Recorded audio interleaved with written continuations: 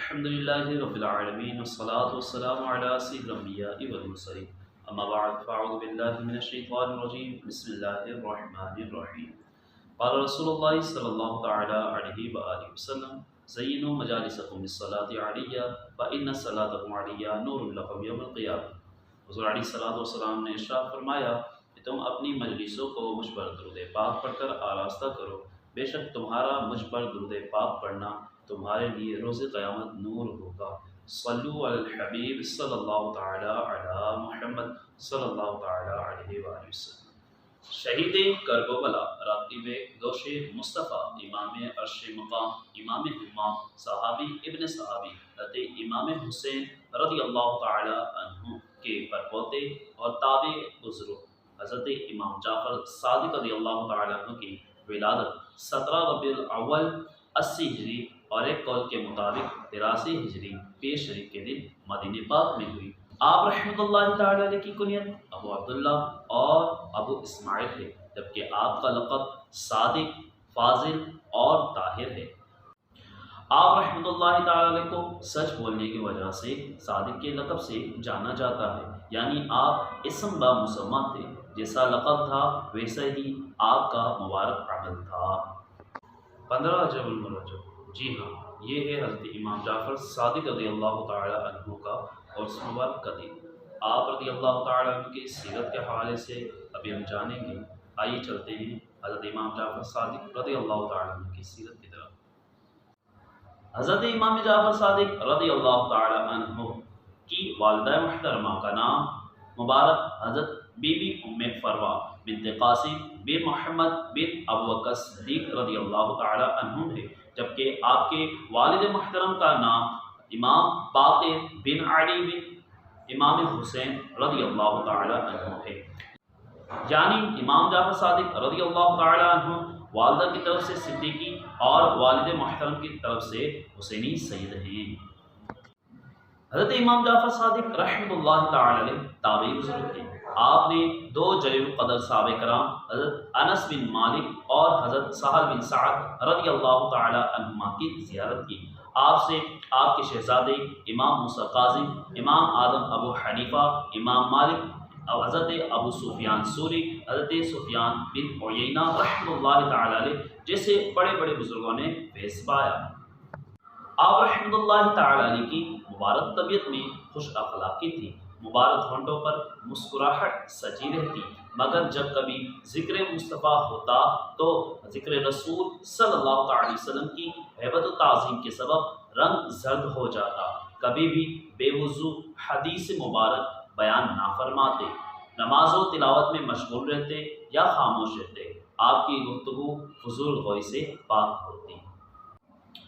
امام مالک رحمۃ اللہ تعالی علیہ کا بیان ہے کہ میں ایک زمانے تک حضرت امام جعفر صادق رحمۃ اللہ تعالی علیہ کی خدمت مبارکہ میں آتا رہا۔ میں نے ہمیشہ آپ کو 3 عبادتوں میں سے کسی ایک میں مصروف پایا، یا تو آپ نماز پڑھتے ہوئے ملتے، یا تلاوت قرآن میں مشغول ہوتے، یا پھر روزے دار ہوتے۔ حضرت امام جعفر صادق رحمۃ اللہ تعالی علیہ فرماتے ہیں، جو شخص رسول اللہ صلی اللہ تعالی علیہ وآلہ وسلم کے ظاہری حالات مبارکہ کے مطابق زندگی گزارے وہ سنت پر عمل کرنے والا ہے، اور جو آپ صلی اللہ تعالی وسلم کے باطنی حالات مبارکہ کے مطابق زندگی گزارے وہ صوفی ہیں۔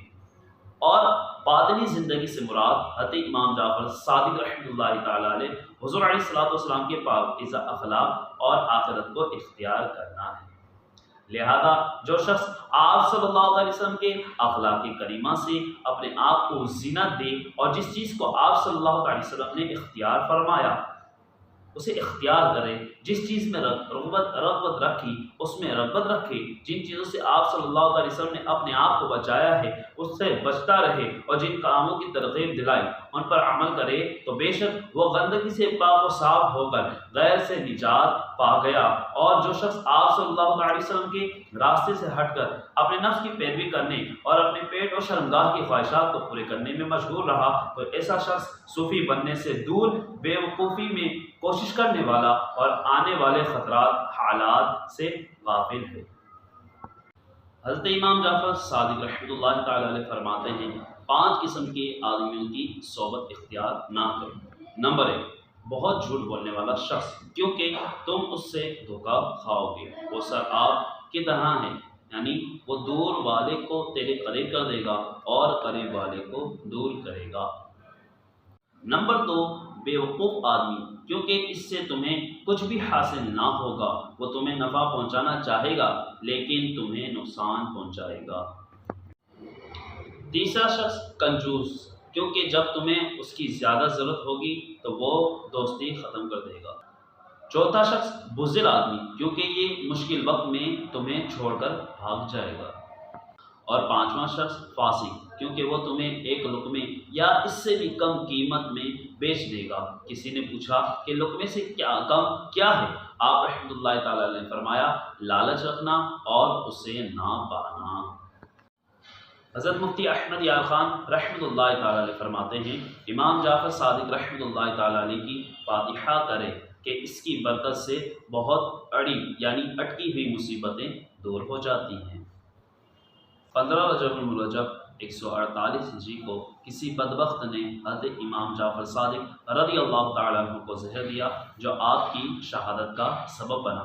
آپ رحمۃ اللہ تعالیٰ علیہ کا مزار شریف جنت البقیع میں اپنے والد محترم حضرت امام محمد باقر رحمۃ اللہ تعالیٰ علیہ کے ساتھ ہے۔ اللہ پاک حضرت امام جعفر صادق رحمۃ اللہ تعالیٰ علیہ پر اپنی کروڑوں رحمتوں کا نزول فرمائے اور ہمیں ان کی خوب برکتیں عنایت کرے۔ صلو علی الحبیب صلی اللہ تعالی علی محمد صلی اللہ تعالی علیہ وآلہ وسلم۔